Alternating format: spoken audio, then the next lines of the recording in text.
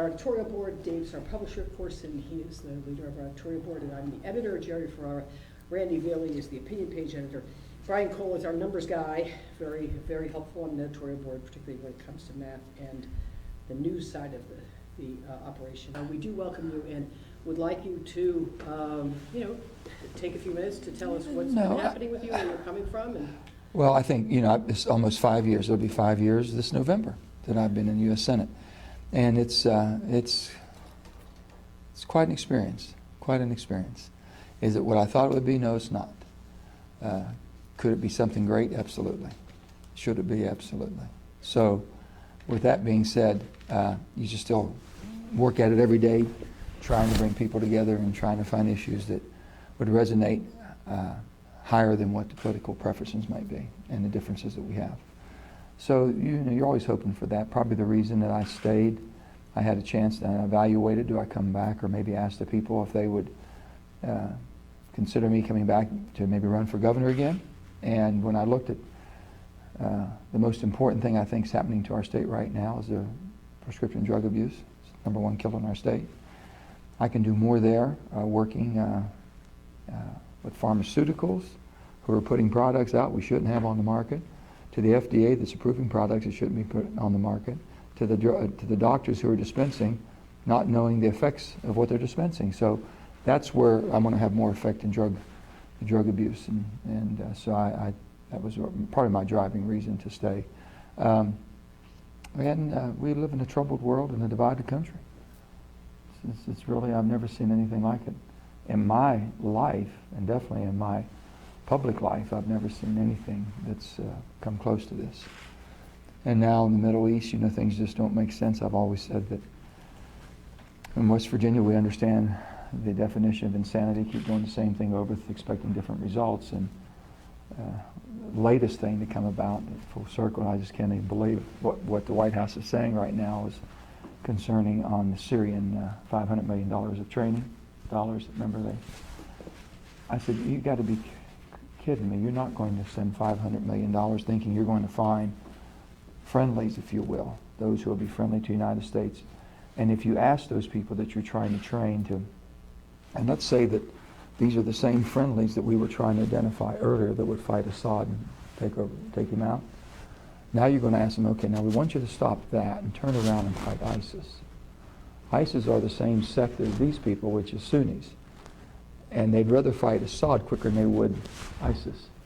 I mean, that was pretty common knowledge. And I said, how you think you're going to do this? And they were determined. And $500 million, which is a drop in the bucket, what it would have continued to.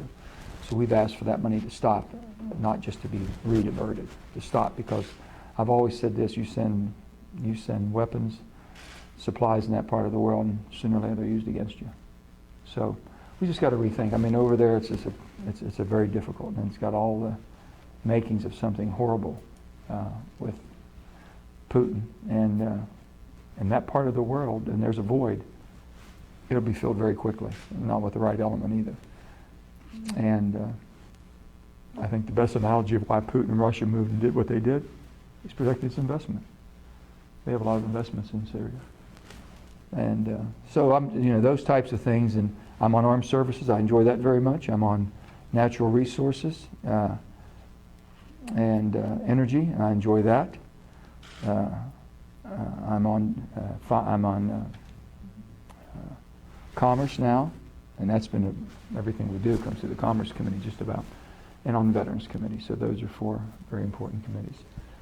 I just wanted to go back on what you said at the beginning there with the pharmaceuticals, and is there something else you'd like to say before you're going to go to another topic? No. We can. I'm just basically saying that is really. And let me preface by this: 5% of the population in the world lives in the United States of America. About 5%. We consume 80% of the opiates in the world produced. Now you tell me how this country got so drug addicted. How did it happen? How did it escalate? And it started in the 80s. This has not been going on. A lot of us, when we grew up, you didn't have all this stuff on the market. But the stuff really hit the market and with a vengeance in the 80s and 90s. Yeah, I wanted to ask you about that. You had said a minute ago that you wanted to look at, you wanted to address the pharmaceutical companies and how they operate. to address the drugs that they're maybe putting on the market that shouldn't be on the market, drugs? Well, what happens, they're What is developing, that? give you Zohydro, give you opiates, okay? Mm-hmm. When I first got there, I was looking and I said, what can we do? How can we stop this? Well, opiates were basically Vicodin, Lortab. Those are the most frequently prescribed opiates in America. They were a Schedule III. You have different schedules of drugs of how they're dispensed. We thought by moving those to a Schedule II, they move Oxycontin. Oxycontin's a Schedule II now. That means a doctor can only do it for 30 days and has to see him over. Schedule III, they can give you 6 months supply at one time, just keep calling them in like candy. And it was just ridiculous what was getting put out in the market. So we got that. It took us 3 years to get the FDA to come and make that decision after I had, my first year there, I'd gone to one of their, they have advisory committees of experts that advise them on different procedures within the FDA. They ruled 19-10 that basically all opiates should be a Schedule II. They did that with them the first year. It took 2 more years to happen administratively.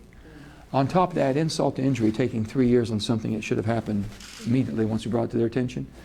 Then they come out with a drug and they approved Zohydro. Zohydro was recommended against their advisory committee, 11-3. Don't put this product on the market. It's too lethal. They did it anyway. So now we're trying to get legislation passed that if they're bringing all this stuff and why are they throwing it on the market? We sure don't need it. We've got enough out there. And you know, if a name brand pharmaceutical gets a 12-year exemption before generics can make that product, then they're just working on something with a little bit different composition, a little bit more powerfulness to fill the gap.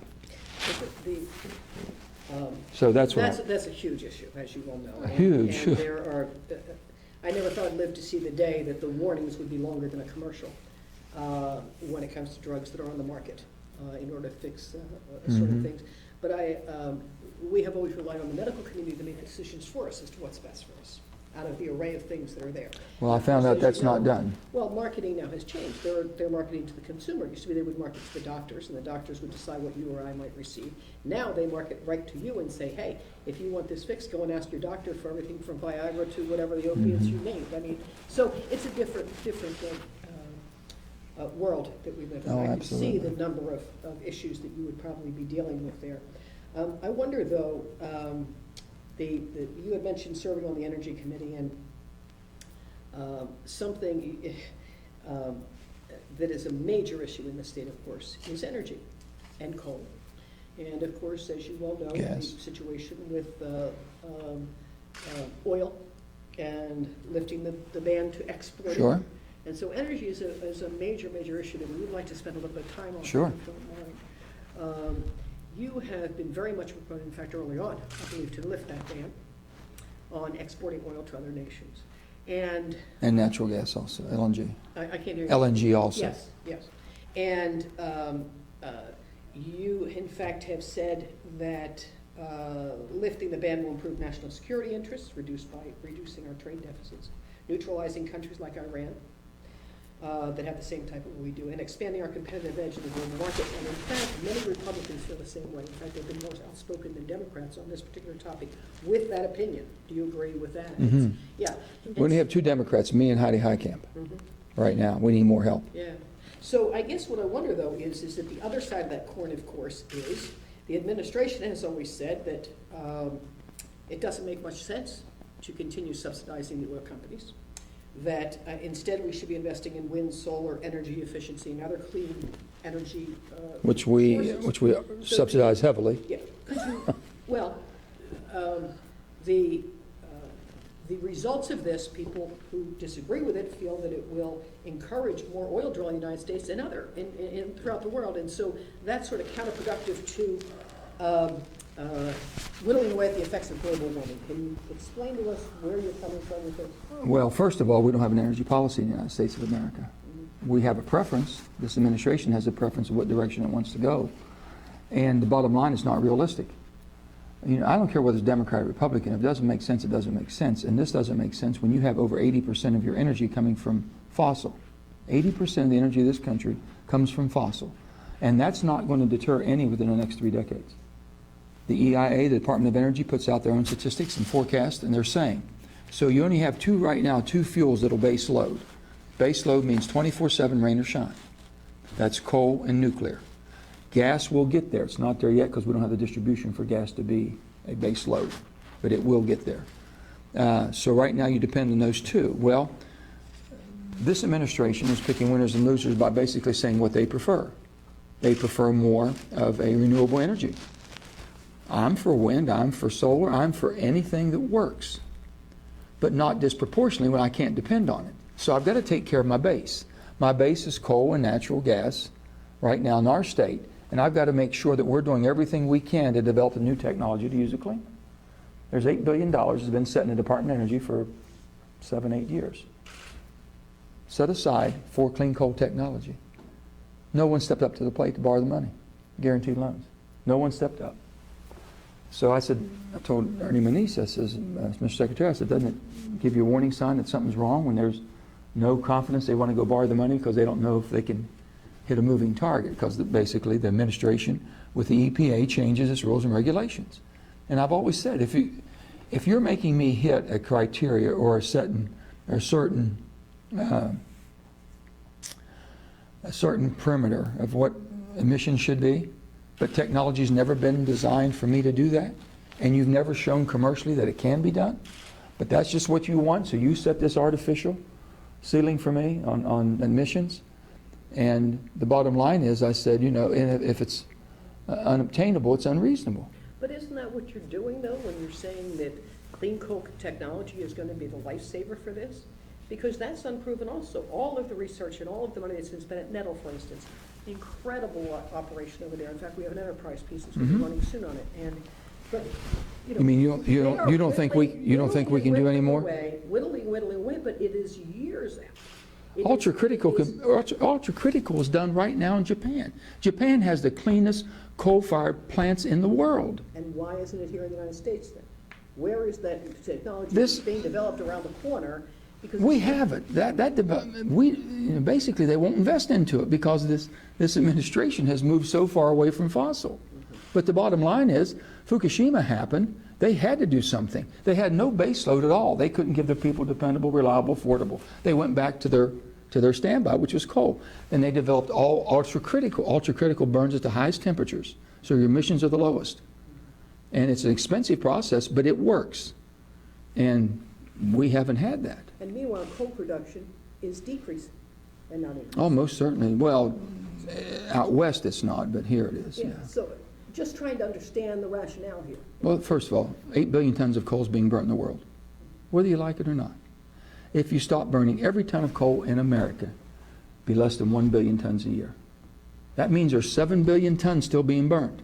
There's 1,200 coal-fired plants being built as we speak, not one in America. 1,200. Now, do you believe they're going to be concerned in India?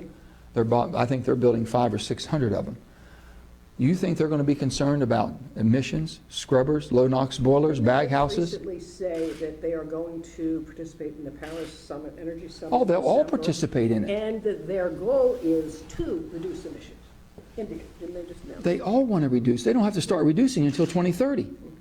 China doesn't have to do a thing until 2030. Well, that may be, but again, shouldn't we be setting the standard? We are setting the standard, but should you shoot yourself in the foot and economically put yourself in a position you can't compete globally? Randy, I think you want to ask about Planned Parenthood? Yes? No? Not Okay, that. then. Oh, then go ahead, please, Randy. please do. Please. We'll There get we to go. that. I can get to that one real fast. You get that one, Dave. Just go ahead. Planned Parenthood, let me say, when I first got to Congress, and I'm pro-life, always have been pro-life, and that's my belief, not because of my religion, it's my belief. But when I first got to Congress, and it first came up about funding of Planned Parenthood, and the Hyde Amendment, as you know, there's a Hyde Amendment that says it separates it. Federal money. Yeah. So when it came down to voting for it, and I double-checked every way I could to see if any of the money was, that we could follow the money if it was being used for abortions. I can understand people that believe and said, well, if you're supporting the medical end of it, but not the abortion end of it, don't you think that you're freeing up money here to be used over here? That would be people, you know, that just absolutely no way, shape, or form. I didn't vote. I voted for the funding to go ahead. The first time when I first got there, probably there a year or two. And a lot of my friends and supporters were very upset with me, got very mad at me about that on Planned Parenthood. But I could not find a reason not to. The money, Hyde Amendment, okay, so we were fine on that. Didn't find it transferring over. This comes along, and I've seen all the documentation, I've seen all the films, and all the class, everything that's out there, maybe things that people haven't seen. And there was no way, and I asked for an investigation immediately. I said, do an investigation. Let's find out if it's just a rogue outfit, one or two, or if it's if it permeates throughout the whole organization. Well, we don't have an investigation that's been done yet or completed. We have the findings of that. So the only thing we had in front of us to vote for is fund or defund. Well, I'm going to vote to defund until I find out, because there's no way I can tolerate or accept what was going on or how it was going on, or if that's just the mode of operandi. And that's the reason I voted and stayed in that direction. Now, when there's an investigation coming out, finding out, and if there's action taken, then we look at what we have to look at, then make a decision. You would shut down the government for 500. Oh no, I would not shut down the government at all. I've said that. That's what that would have done. No, Effectively. no, I never. No. That was just defunding that. That was not part of the. You're talking about part of the budget plan? Yes. No, we haven't had that yet. That hasn't been there. That's what they're talking. That's what our Republican friends are talking about doing. Do they shut down the government on Planned Parenthood? I wouldn't shut down the government on anything, whether I was for it or against it. I think it's wrong. There's other ways to proceed. If you agree or disagree, you want changes made, but you don't shut everybody and punish the whole country because of your own personal beliefs. Absolutely not. But no, we haven't had that vote. Voting against Planned Parenthood based on these films, isn't that sort of punishing a lot of people that use their services? You know, that, I had to, Dave, yeah, I know. So what I did, we only have one Planned Parenthood in West Virginia, that's in Vienna. And it does not have an abortion clinic with it. But I see that we're investigating it. The Attorney General's going to investigate it. I don't, Yeah. you mean as far as our Attorney General? Yeah, I don't know. I don't know what that's, the only thing I've said is that we checked before I made my vote to make sure there's not one woman in West Virginia could not get the health care that she needed. And we checked that whole delivery area of the Parkersburg, Wood County. And Without Planned Parenthood? without the Planned Parenthood. They saw 1,000 visits in the whole year. So the whole year they saw 1,000 visits. Those could be absorbed with the health right clinics they have and hospitals they have and everything else in that area, from what we were told. So there would not be someone saying, I can't get any health care. I just tend to wonder if clients and visits are being. But I want to go back, if I may, Randy. So you were thinking that by... It was the vote before September 30, whatever, there was a vote prior to September 30 when there was, in the Senate, when you were the only sole Democrat that voted to defund Planned Parenthood, but it had nothing to do with shutting down the government. I thought that was what it was entitled. It was, no, it was defunding, it was basically defunding within appropriations. Okay, it was a bill that we were voting on, do you fund or not fund? That's $300, $400, $500 million. I voted against funding for Planned Parenthood until I see an investigation completed. Now they come back, now they say, okay, now it's part of the budget process right now.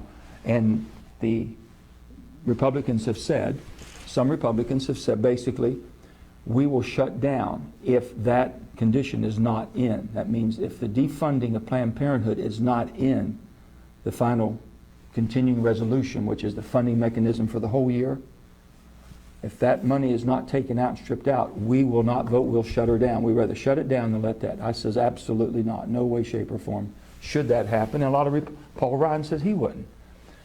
John Boehner said he wouldn't.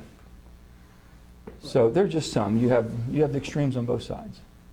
I know there's like six clinics out of 700 plus, whatever the Planned Parenthood funds or operates, that They're in question? That do the fetal tissue research, and I think they were they were getting costs to donate that tissue to Didn't research. they just announce, though, they're not even participating in that program any longer? They're not going to accept any money for even the cost of donating the fetal There was tissue. an awful lot of indication that value money and the value was part of their procedure. Without that, But the investigation should be done, that's all I've said. Do the investigation, then bring in the facts. what's the angle of the investigation? The annual investigation is find out if they actually were doing it and trying to do abortions so there'd be high value to the abortions. Randy, what was your other question? I was going to ask you about your vote on the Iran nuclear. Absolutely. It seemed like after earlier in the summer, you declared what in your remarks they were almost I would consider amending that plan. Suddenly, it was like later on, your objections centered around the fact that the U.S. was not able to negotiate Iran's support for terror, like, so for example, the Hezbollah and the Assad regime, some of the Iraqi militias. I cannot even remember that subject even came up. It was 2 years those negotiations were underway, about nearly. I think it was really close to 2 years. And I never heard the GOP leadership or you ever advocate even for inclusion of that terrorist action being part of the negotiations. Perhaps you did. I missed it, but never was prominent anyway. I don't think any of the nuclear deals that the United States has with the Russians and whoever else, we normally don't try to, the ones with the Russians are mainly for proliferation of nuclear weapons. We don't try to advocate that they cannot support stooges and proxies around the world, which they do already, and of course, like the Assad regime, for example. They've been doing it for 50 years or more, the Russians have, but we never ever brought that up for some reason. But why is this different? Well, first of all, I always said, why is Iran different from Russia? and first of all, I've always said if I can't explain it, I couldn't vote for it. So then I'll get back to that. But that's always been my statement. When the 2 years you said been negotiating, Yes. myself and Mark Kirk introduced legislation that basically put tougher sanctions as financial sanctions on all, freezing all their money that we could get our hands on, and that was on the nuclear proliferation. They were moving towards a nuclear arms. We've already had sanctions on. We've had sanctions on since basically this regime, this fanatic regime, took over in 1979. So in 1979, they have never parted away with their terroristic operations, support of terrorism, being one of the most proliferated terrorist support groups in the world, 36 years. Never once have you seen them veer away from that. So if you're looking at the deal, which I was looking at at face value when it first came out, we weren't privy to the deal until probably you saw it, we saw it. So for the president not to come to the United States Congress beforehand, they work on this deal not knowing the will of the people of America. The will of the people of America believe that basically, and I can tell you of West Virginia, they are as adamantly opposed to their terrorist support and terrorist operations they are to them having a nuclear weapon. Because the two go hand in hand. I'm adamantly opposed to the Russians having what they've done all over the world. And when I know Ukraine, We've never had a country. I don't know why we made deals with them. Yeah, we've never had a country such as Iran, with the leadership Iran has, that are determined to do as much harm in the world as they are, especially in that part of the world, but directly to Americans and basically spelling it out, death to Americans. We've never had that. How can Congress... Except Khrushchev did. I remember one time he did. How can Congress of the United States dictate something that 5 other countries are also negotiating with? And foreign policy, too. Well, the United States, we are the superpower, the only superpower in the world. There's only one of us. Well, I beg to differ. But... Okay. Well, if you look at the economics, you look at everything, military might and economics, there's only one. They don't even come close. The rest of them. Russia has a two... What does that get us, though? I'm saying, What does that get depends on how you use it. Well, that's exactly. How Depends do on you use it? Well, basically, you use it from the standpoint, if you're going to say, yes, the free world depends on the United States for their protection. The free world's depending on us to come to their aid. And when we don't, we look like we're absence and void. Well, how do we come to someone's aid? I mean, in what Well- respect? Well, I mean, we came to Iraq's aid, right? no, we didn't. They declared war in Iraq and it should have never happened. I think we'd end up in Iraq. Well, I was told that's what we were going over there, the Operation Freedom or something like that. Oh, I don't know. I mean, I know you weren't there, I'm not saying. No, but you What look I'm back just on saying it. is you have to look at, recent history in that area, and you talk about terrorists, we're the ones that went in there. And then we... Oh, it was not an imminent threat to the United States of America. There's no reason I'm not saying that the president should have declared war on them. No. Afghanistan, we knew where we were struck from. It was. Yeah, I understand that. We probably, could have done things different, but the thing is that, like, I don't understand, we've been fighting wars forever. And Never one of this duration and amount of blood and treasure that we've spent on this one. well, us spending on it could be a different thing, because it was a choice of using Halliburton and all these other groups over there and things like that.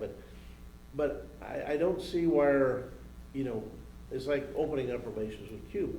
It's like, they're 90 miles off the coast. Those people don't want to be poor, and we bombed Japan with 2 atomic bombs, and now they're our allies. So we got Vietnam, we're doing military exercises in We Vietnam. bombed the hell out of them. So we got, they let things go. It seems like we can't let things go, And so, yeah, Iran has been a big backer of terrorism. But, a lot of people argue that Well, also, a and little bit of terrorism in our and we've done terrorism on our own. And so I think if we could sit down and say, all right, screw terrorism. but our greatest ally is Israel. In what way? How do they help We are us? totally committed to Israel. Well, I know we're committed to them, but. But it is. They are an ally of ours in that part of the world. It's the only. What do they do? Well, they do quite a bit, What? quite a lot.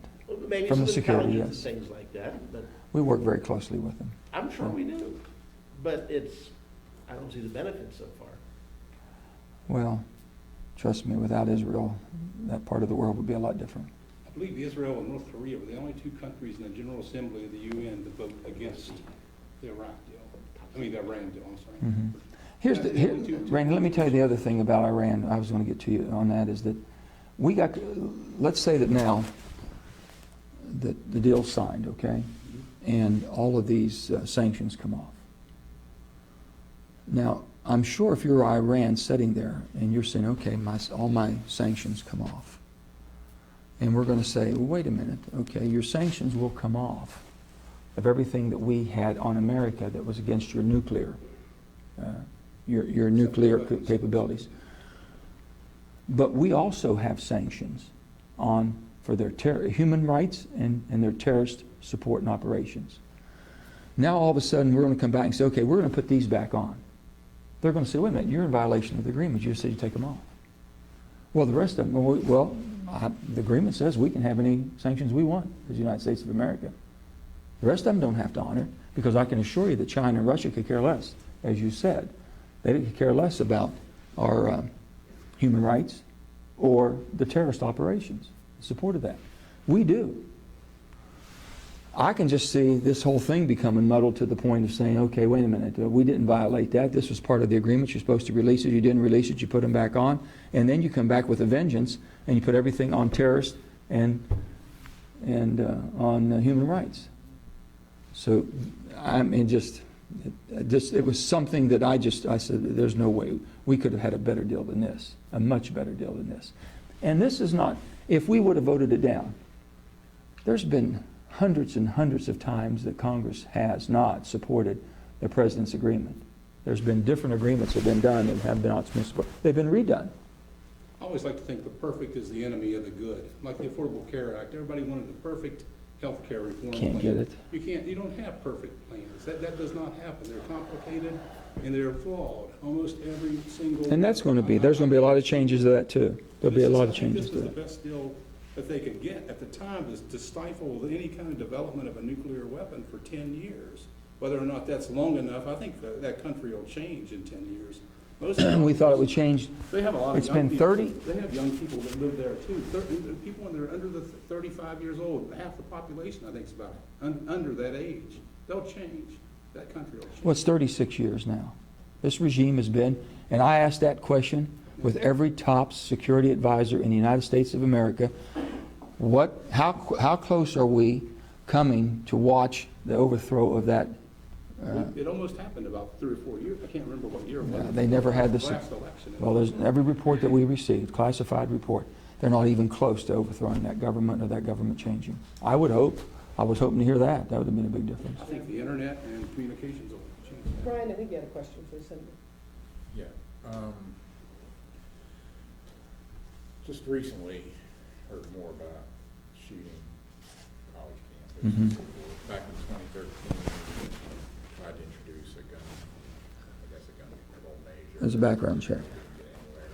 But, you know, what can we do? Is there more that needs to be done? Gun Well, I think- control, or is gun control not the answer? It is what it is, but, you know, what? I'm a strong defender of the Second Amendment rights. As far as gun control, it's not gun control.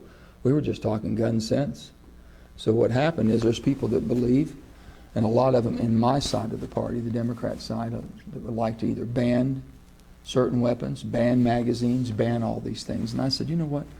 You're never going to have anyone sit down seriously and listen to you to try to work out something that's reasonable. If you take the approach just because I own a gun, or that I enjoy going hunting, or that I want to collect guns, that I'm a criminal.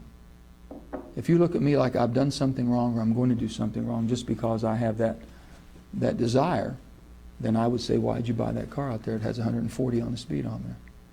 You know, why are you able to go buy all this fancy? Well, you can go anywhere in the country and buy that car, no restrictions. So basically, a collector is a collector, or something, you know, whatever we desire. But so we started talking, and I had one of the senators on my side say, Joe, I grew up in an area where I didn't know anybody that owned a gun. I says, well, I grew up in one I didn't know anybody that didn't have a gun. It's just the different cultures that we have. And I said, I can assure you, a law-abiding gun owner, and the ones I grew up with and the ones that taught me, they would not sell their gun to a stranger. They would not sell their gun to a criminal. They would not sell their gun to someone they would consider mentally unstable. They would not even give their gun to a family member who wasn't responsible. Just the way we were raised. I says, until you can accept us as that, responsible, law-abiding gun owners doing the right thing, we're never going to get past any of this stuff. So they took everything off the table. I said, guys, if you want to fix one thing, fix the loopholes. You've got two loopholes right now. One is in the gun show and one's internet sales. You've already done half of it, if not more than half of it, closing that down. That's a commercial transaction. Since I'm a law-abiding gun owner, I just told you I'm not going to do the things, and just trust me on that, and don't restrict me on all these. Me and Dave, I know each other. He wants to buy, sure, I'll sell you mine, or Dave, I'll buy yours. Let us do that. We're going to do the right thing. But then I couldn't responsibly say, okay, I go to a gun show, and someone shows up, wants to buy my gun, or I don't know who these people are. Why shouldn't? And half the gun show right now is by a licensed dealer who has to do a background check. So I can be sitting there at a table like this and paying $50 to have my table at a gun show and have all my guns and just let them fly. Nothing. You're sitting over, Andy, and you're a licensed dealer. You've got to do a background check. Everybody buys a gun at the gun show. I just said do that. I got Pat Toomey to come along with me on that. We worked it. We worked with all the different groups and everything, thinking that it was the most reasonable, sensible thing to and if we couldn't get that passed, we got 56 votes. Harry changed his vote in order to bring it back up, you know, but we lost 4 Democrats. You see, we lost 4 Democrats and we gained 4 Republicans. You weren't able to like avert a filibuster, is that what happened, or is that the vote? No, we got a vote on it. You got a vote on it? No, I'm sorry. We couldn't get cloture vote. It took 60 votes to get cloture before we got, and once you get on cloture, you get on the bill, it's 51. So we couldn't get to cloture on it. Has anything else been brought up since? We're looking at anything and everything that makes sense. And if it makes sense, I really think that a lot of it is mental illness. I don't think we do much in this country. Being able to help someone, you know, a person who's mentally ill doesn't need a gun, they need help. They need medical help. And we do very little of that. And so we're looking at that. Our bill, my bill that I had, also had, I'll give you an example, schools. When I was governor, we built a lot of schools. Not one architect ever came to me and said, you better put bulletproof windows on first floors. Never, I wouldn't have thought, and they never thought to come. And that Adam Lanza that got into the Newtown school, he shot the glass out and stuck his hand through it and opened it. It was locked down. The school was locked down properly. And then you have all different ideas and this and that, but we have to do something with mental illness, and we have to do something, have better background checks. But don't you think that the assault weapons that are out that are so easily accessible make it easier for people who are, you know, would do such a horrible, horrible thing? Doesn't it make it a lot easier with the I don't think array that, of weapons that are well, there's a lot of weapons, accessible? yeah, but I'm not, again, it's not the weapon. You know, they'll use all types of weapons, I guess. Most of these weapons, we've been hearing these last horrific tragedies have been mostly handguns. And so they gathered, what, 13 of them, the last guy? He Yeah. probably need to get his hands on a Uzi, so. It's just unbelievable. The whole thing is that we have this much instability and you know, just a reasonable path of just saying, okay, background checks at gun shows and on internet, commercial transactions. You don't know the person, they don't know you. You don't know the purpose. Since you don't know the person, you don't know the purpose why they want it. That made sense. Did you consider reintroducing that? Yeah, we're working, looking at now. John Cornyn from Texas has he's worked on something on mental illness. Ours has a commission in it. His has something. If it has more, we'll look at putting that into it. You know, here's the thing about it. I'm more than happy. We just need some help. I need some of my Republican colleagues to vote for it. And trying to give them comfort, you know, tell me why. The biggest thing when I went around the state, you know, everybody gun control, we're not controlling whether you can buy a gun or not. Now, if you're a criminal, you might not be pleased with me. Okay, if you have a criminal record, violent criminal. If you've been adjudicated mentally, you might not be pleased. But other than that, you know, I don't think anyone was offended. You know what they told me? Joe, we're just afraid that we like your bill. It's a good piece of legislation. It makes sense. We're just afraid because government won't stop there. They don't trust government stopping there. They think they'll do more. That was really the response I got back from most people. I think earlier this week, could have been last week, it was announced that there'll be no cost of living increase for Social Security, Mhm. you know, people receiving Social Security. Because of the low energy prices. Exactly. And that's, I wonder if maybe it's time for another methodology. as far Oh, as I think so. I mean, you know, so I wonder if you're working at all or involved at all in revamping the Social Security system to ensure that there is Social Security there for those who paid it, you know, how many years from now. But also to avoid a situation, I think that was developed actually in the 70s, wasn't it? That means of having the cost of living increases, and that's Yeah. of course. Well, there's been you've heard of different suggestions being made on COLAs, Mhm. and they haven't been popular whatsoever. First of all, we have to secure Social Security. So many people depend on it. That's all they have. So we have to secure it.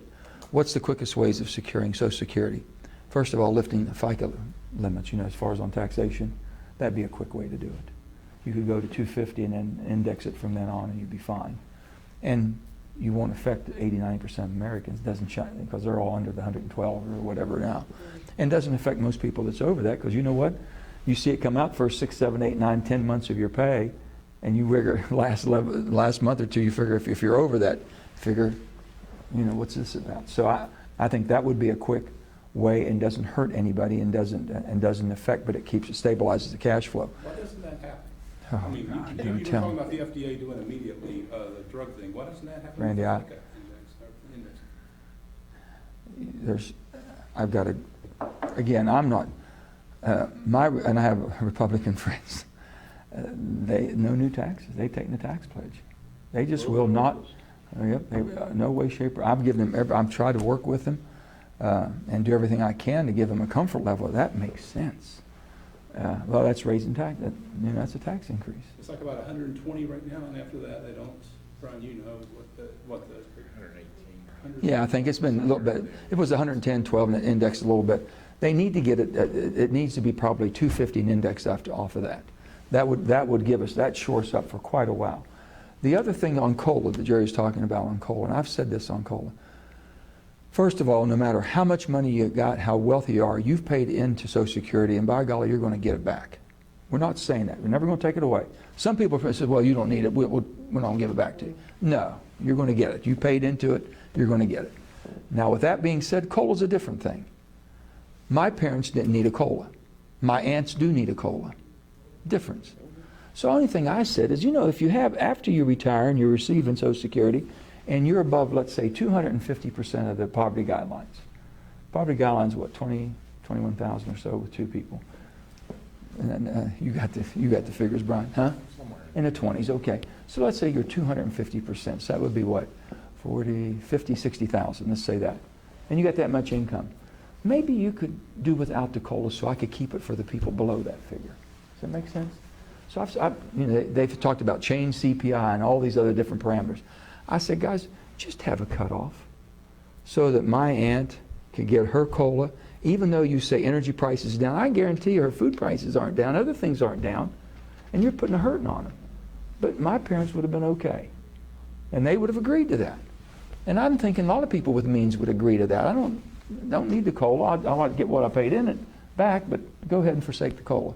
I think that would be a proper approach to take. It'd be reasonable, responsible, but Jerry, we can't get serious conversation. Here's the thing. You want a tax code? You want to fix all the problems America has right now? Get a competitive global tax code. Get a tax plan that's competitive globally. I think and I don't think I'm that far off, and Brian, you can check it. I think if you looked at all the the global corporate tax rates, probably 21-22% globally. We could very well find a sweet spot at 25-26% for America, do away with a lot of the junk in the box offsets and credits that we give. We could find a tax rate for our individuals, income. We're at 39.6 top rate now. That could probably go to, I'm told, between 31 and 33. Then you'd have 3 rates. Everybody pays something. And then the only thing you have left that's going to be offsets or credits is going to be basically your prime home mortgage, charitable giving, and earned income. That's it. And it simplifies the whole darn thing. So I go to my Republican friends, and we're all talking, and we're saying, okay, guys, I know you've taken a no new tax pledge. Okay, this is a reduction in taxes. They're going to say, yeah, Joe, but at the end of the day, my buddy over here, because he was able to use all the itemized deductions, and he's paying $2,000 more. So he's going to look at me and say, I've increased these taxes. And I'm going to say, well, if you told your buddy, here's the new rate, we're globally competitive, and we're going to have growth. We have a baseline, we call base. We work off of a baseline, and we have growth of $1 trillion above that baseline. And you're going to tell your Republican friends and people that support you, and it said, well, if you look at how we're spending them, I made the Democrats basically spend this new dollar above the baseline, every dollar, 60 cents for debt reduction, 40 cents goes into an infrastructure bank to rebuild America. It's all it can be used for. 40 cents infrastructure, 60 cents debt. That doesn't change until you get to 65% of debt to GDP. That's what they tell me is manageable. Can you go home and defend yourself? He said, yeah, I think I can. The only problem is no one's talking to the White House like that. No one's talking to Democrat, Republican leadership like that. So we're trying to move it from this end. And it's just difficult. And if you don't like sequestering, you don't think we're supporting our troops, we're not taking care of our seniors and not taking care of education, you got to have a tax plan that's the people believe in. And the dynamic growth would take off unbelievably. Another issue, United Mine Workers most recently, Mm-hmm. Teamsters just before them, I think, they both still may be rallying, worried about their pension, worried about the government not stepping in and making sure that companies and entities come through and support and guarantee, make sure that they have the pensions that they deserve and that they paid into, much like people pay into Social Security. Well, Have you been approached at all by them? Oh, and I've been working very hard Yeah, I on would think so. we got the Miners Protection Act. Yeah. Miners Protection Act, and Shelley's on that. Her and I both have co-sponsored that one. And that one basically says that the promise was made in 1946 that miners, and that shows you again the value of coal. Without it, the country wouldn't be what we are today, and we wouldn't have been able to. And the federal government felt so with Truman that they made a contract that they would get their benefits as far as retirement and health care.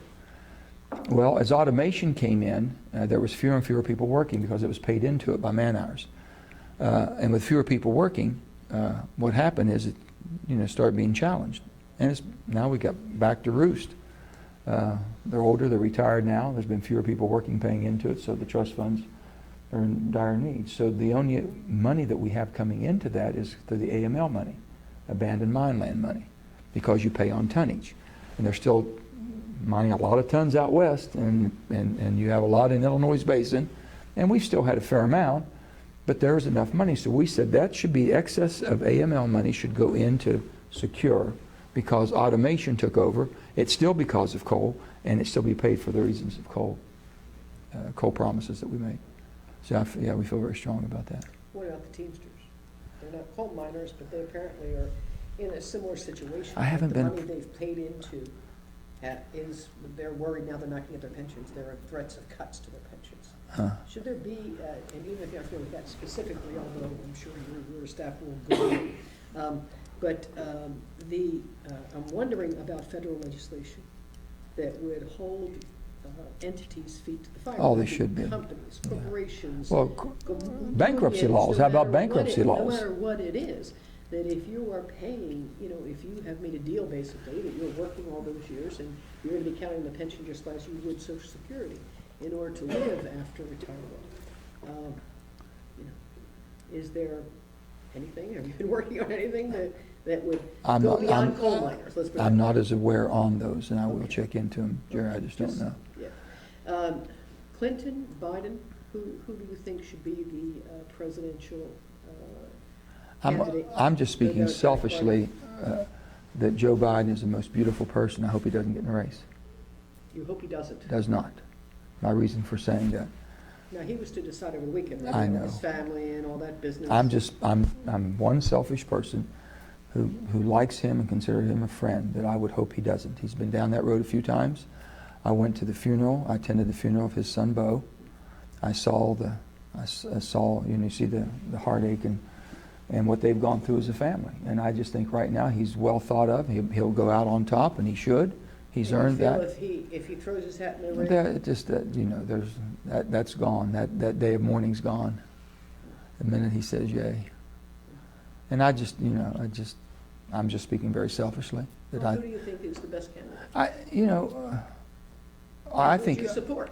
I think that Hillary has the ability to do the job and do it well.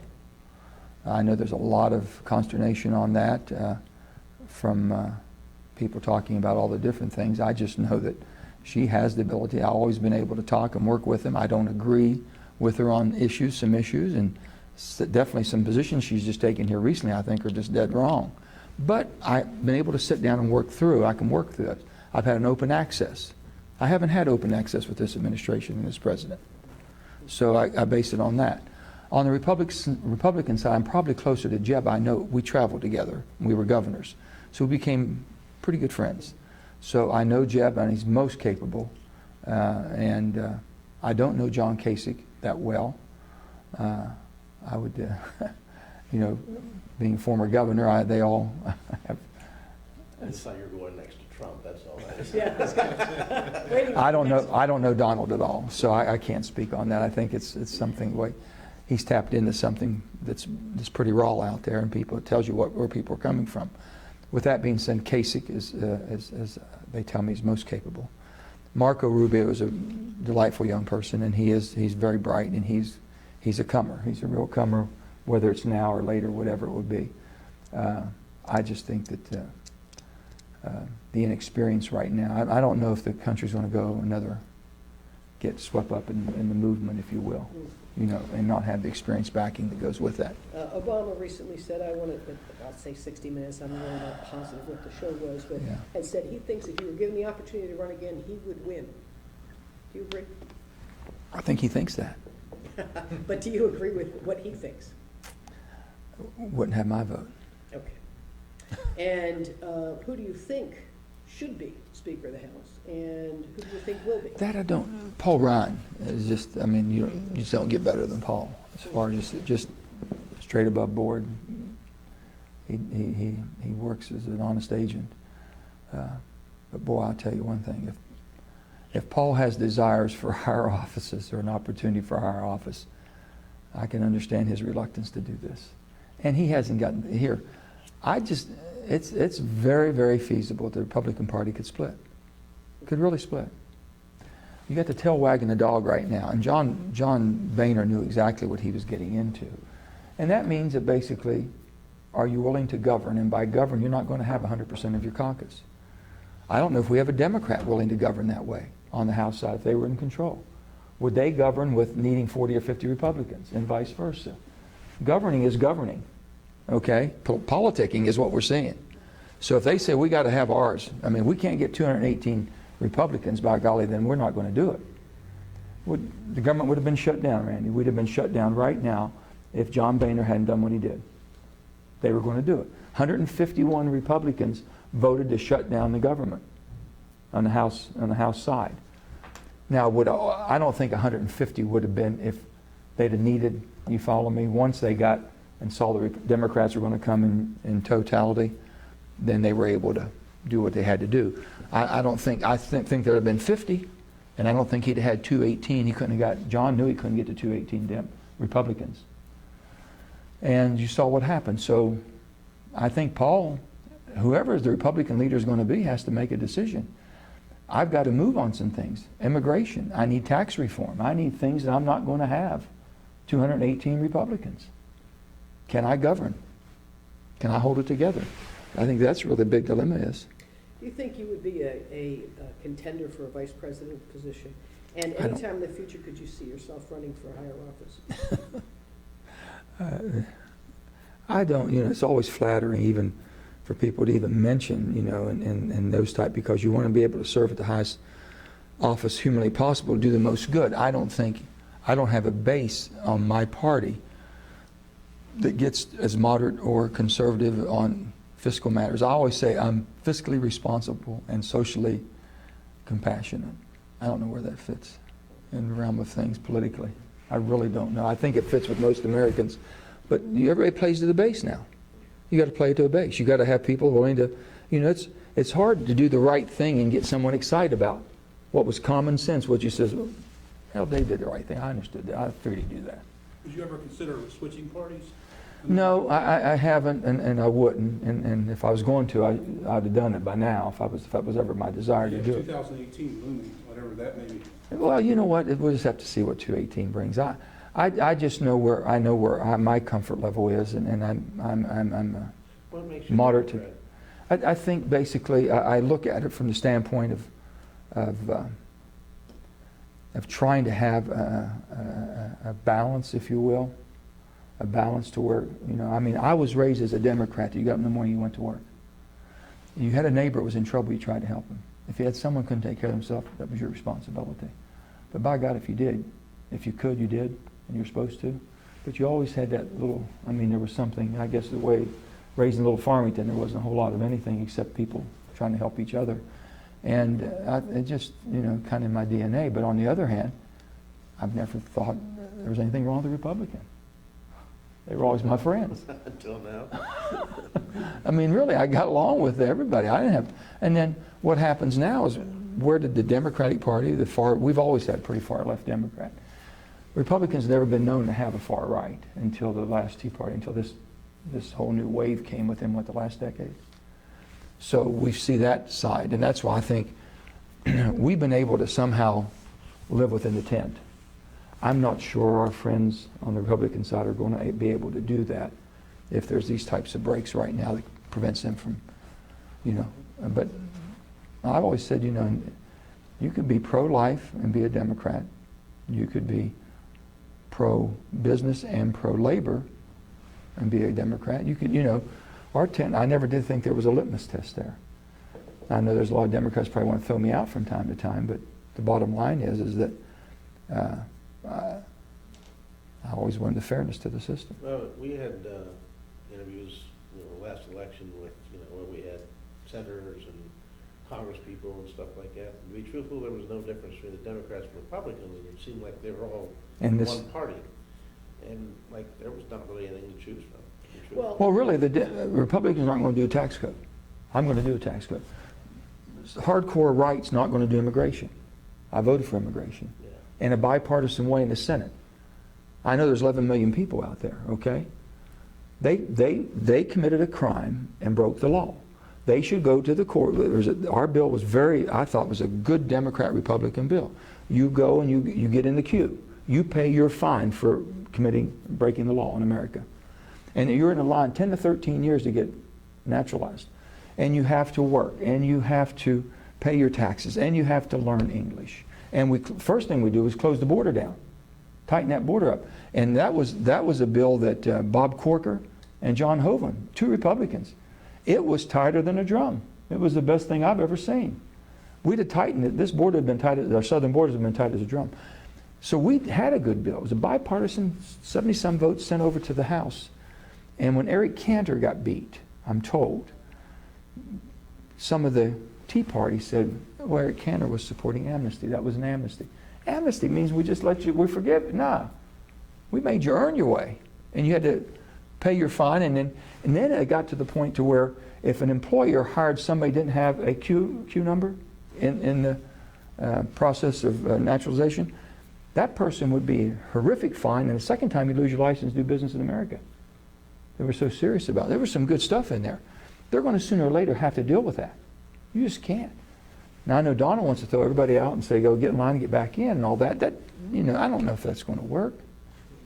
And there'll be a beautiful wall, I'm sure. But the bottom line is, you know, but he's hit a raw nerve. People are upset about that, and you can imagine. So my Republican friends aren't going to go there. If you were asking me, they can't, the way they've been held. The base is holding them. They can't change the taxes where it looks like you're going to spend off a dollar. How in the world you pay down $18.3 trillion and rebuild America without spending off some dollars beyond me? And we did it in a way that I think would be fair. So, yeah, that's probably the differences, a lot of the stuff. Because everything else, your social agenda has nothing to do with you being a Democrat or Republican. It's probably who you are and your DNA and how you were raised and what your beliefs are. But we let it identify us, and it should never. Should never. Well, I think part of the reason Dave made that statement is, as you know, we endorse by the candidate, of course, not the party. And no surprise to you, whenever it's election season, people challenge us on that. You know, I know what you're really thinking over there, you know, and both parties have the same opinion, by the way. You know, the Democrats say, we know what you're really up to, and the Republicans, we know what you're really up to. And Randy occasionally does a little homework on our editorials, and it comes out, it's almost 50-50, isn't it, over the last dozen years, as long as the parties did with candidates. In fact, I believe we endorsed Capita last time, didn't we? Who? Capita, Shelley, good. Most of us did. Yeah, well, you know, everything isn't unanimous, but nonetheless, the fact remains is that, you know, we try very hard to operate that way, and to be sincere to our readership and say, hey, this is what we believe, doesn't matter what the party is. And so for you to say it, we can identify with that. It's just sometimes with the bigger picture, given where you're coming from, and our little endorsement to compare with you involved in running the nation, is the scale's a little bit different, and the consequences are so much different. And that those blurred lines sometimes mean a lot more, obviously, as far as how people perceive you. And I wonder sometimes if they really even know how to perceive you. You know, you've been called the most conservative Democrat in I don't know how many generations. I'm sure. You know, and so. And that's on social. Has nothing to do with how I manage or operate. When I was governor, basically. Well, also having to do with energy and big oil. Well, energy. The bottom line is that the country runs on energy. You have 24/7 energy. You expect it. I haven't seen anybody said, hey Joe, I can do it without electricity 12 hours a day.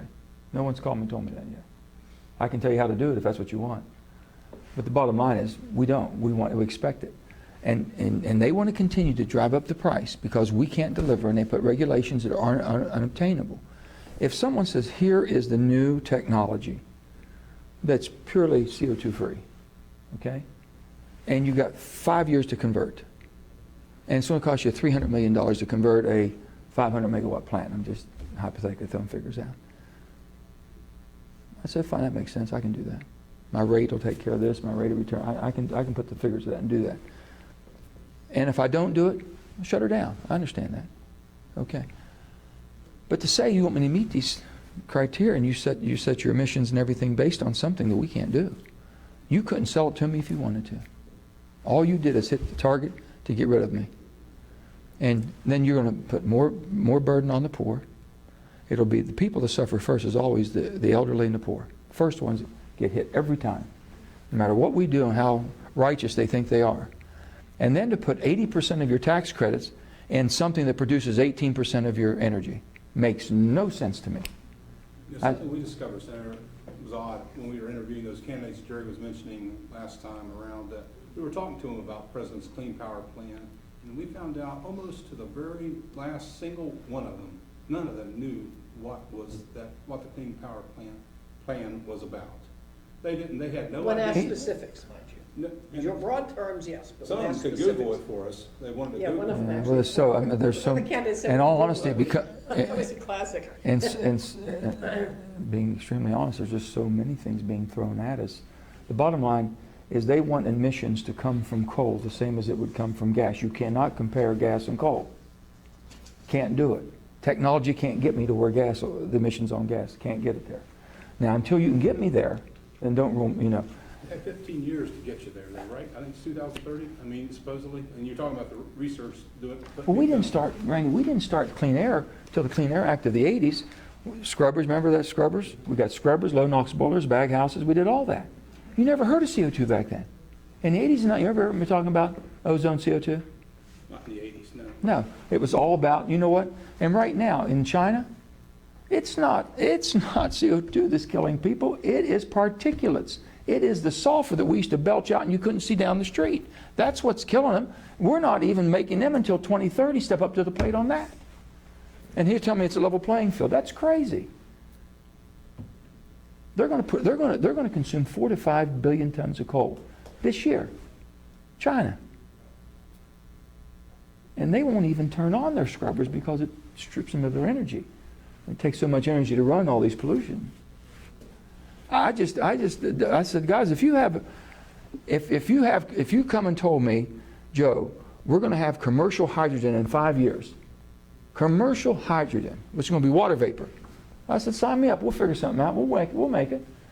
But don't tell me you want me and you need me. You just don't like me.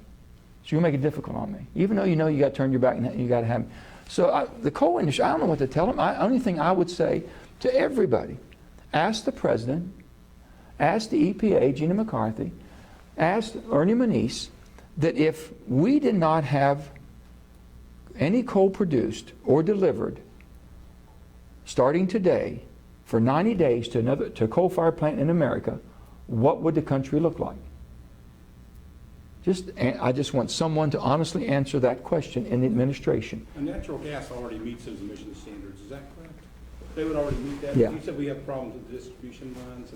I know right now in West Virginia, I think we have like 5 or 6 major gas lines, distribution lines being built, or they're proposed anyhow. They're not. You can't convert, basically the way the grid's tied in. The grid's tied into basically where you're producing the power, and the power plants that are there now, if they're coal-fired, you can't convert them over that quickly in order to put all gas and have all the distribution. There's some timetables there. I know coal's going to have a fit too when you attempt to do that. It is happening. I think natural gas is definitely, I think you blame the EPA continuously, and a lot of others do, but I think natural gas is the development, especially the surge from hydrofracking. They're hitting natural gas right now. There's more methane, does more damage to the ozone than anything we put out the stacks of the coal-fired plants. I thought the carbon emissions from you just said that carbon emissions from natural gas would meet these. But methane coming from drilling. Methane from drilling. They'll get that harnessed, because remember when methane used to be bled off the mines when you mine coal? They've already harnessed that into another industry. They'll harness any value to it with the technology. They'll do that. But you're right.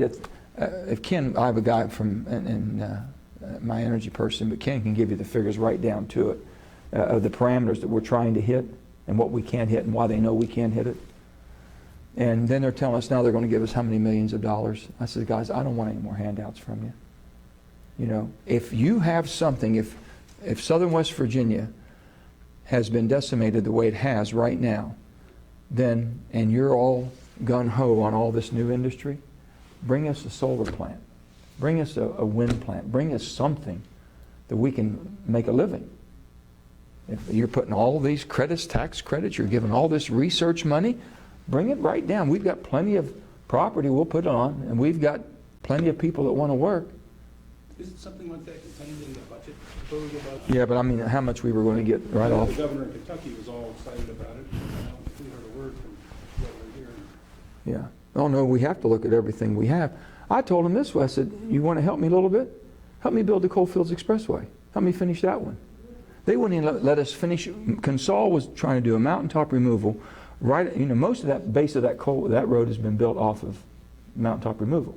We take it and filled in the valleys, and it saved us tremendous amounts of money by using the mining that we were going to do and using that to build our base, our infrastructure. They wouldn't even give us a permit on that. EPA held us back, so Consol had to move to another. Now it's not even doable now because it's not financially feasible for them to come back and do it. I said, that don't make any sense at all. I told Gene, I said, why would you do that to the people in Southern West Virginia? You know, you're afraid they're going to mine it anyway somewhere.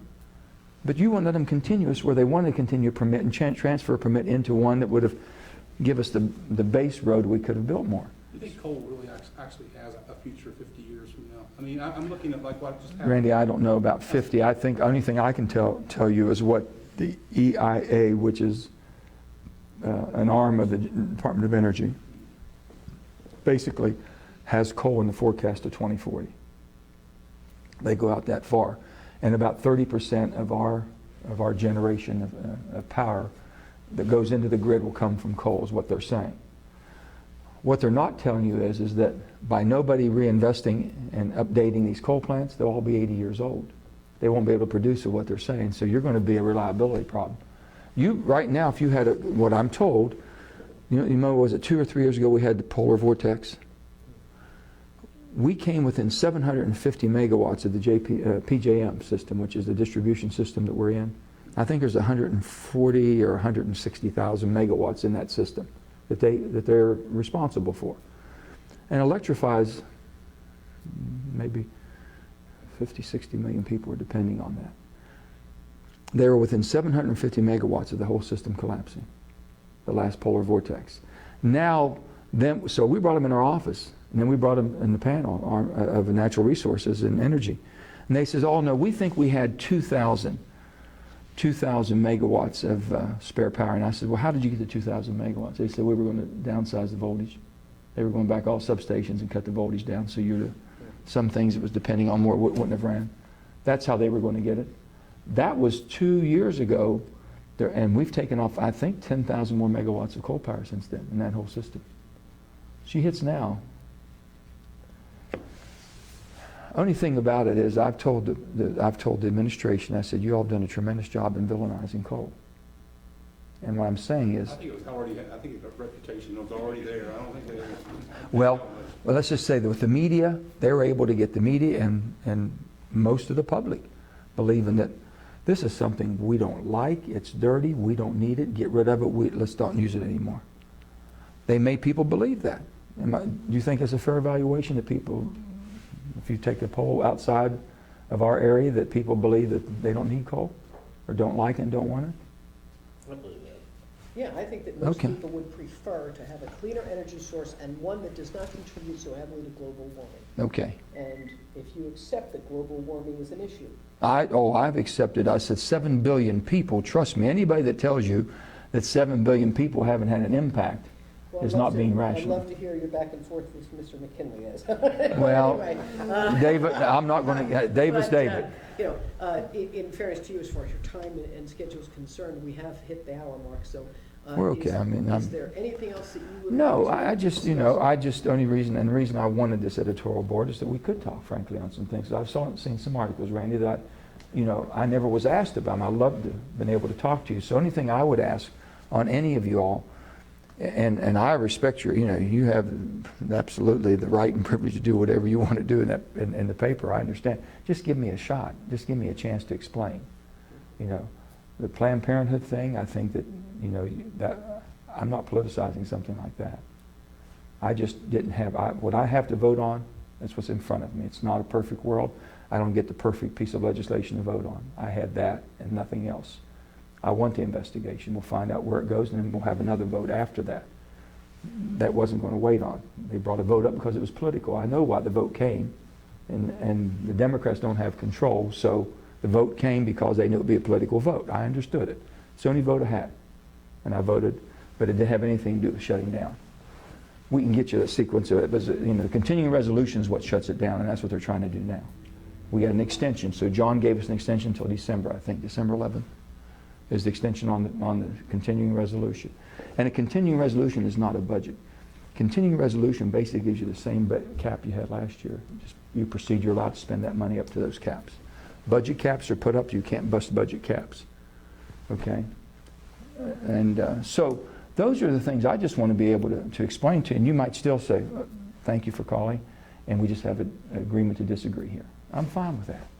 Just let me give you my shot at it. Yeah, and I'm sure you realize this, but just to reemphasize, Randy writes those editorials, but they do reflect the opinion of the board. So it's not his individual opinion. He just has to sometimes touch Well, he does a good, trust me, they're very effective. Putting that into words. They're very And effective. and as you might imagine, even with the endorsements, sometimes can be difficult because it's a consensus of opinion and we don't always agree 100%, but nonetheless. It sounds like you got outvoted last Fair time. enough, fair enough.